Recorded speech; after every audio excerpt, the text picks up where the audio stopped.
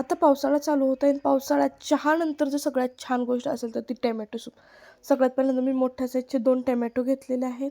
ह्याच्यात लसूण घेतलेला आहे, ह्याच्यात आलं पण टाकू शकता आणि एक छोट्या साईजचा कांदा घेतलेला आहे आणि सगळे खडे मसाले टाकायचे आहेत. बऱ्यापैकी ना जास्त खडे मसाले असतील वेगवेगळ्या प्रकारचे तर छान लागतं. असतील तेवढे सगळे खडे मसाले ह्याच्यात टाकायचे आहेत. ह्याच्यातच आपल्याला शिजवायचे. काही वेळेस टोमॅटो, लसूण आणि कांदा आणि फोडणी देताना आपण नुसतं मसाले टाकू शकतो, खडे मसाले. पण असं टाकून बघा, जो स्वाद येतो ना अफलातून असतो. हिंग पण टाका, मीठ पण ह्याच्यातच टाकायचं आहे. जरा जास्तच मीठ टाका आणि चटणी टाका वाढीस. परत आपल्याला हेच उफवून बारीक करायचं आहे, म्हणजे कमी कष्टात एकदाच हे लावायचं.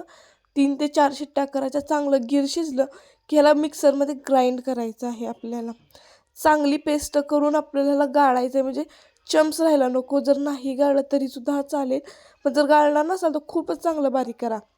आता एका वाटीमध्ये मी पाणी आणि 2 चमचे कॉर्नफ्लॉवर घेतलेलं आहे. नाही घेतलं तरीसुद्धा चालेल, पण रेस्टॉरंट स्टाईल करायचं असेल तर कॉर्नफ्लॉवर घ्याच. थोडंसं तूप किंवा बटरसुद्धा टाकू शकता. बटर आहे ना, हे तुपापासूनच बनतं. मी ह्याच्याबद्दल पण एक रेसिपी टाकणार आहे. आणि ह्या तुपात आणि थोड्याशा तेलामध्ये आपण हे टाकणार आहोत. ह्याला नॉर्मल अशी उकळी फुटली आपल्या सूपला.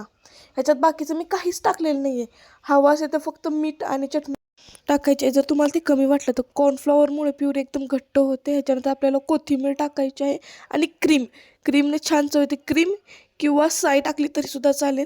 जर नाही टाकलं तरीसुद्धा चालेल आणि क्रीमने गार्निश करायचं. अफलातून बनतं.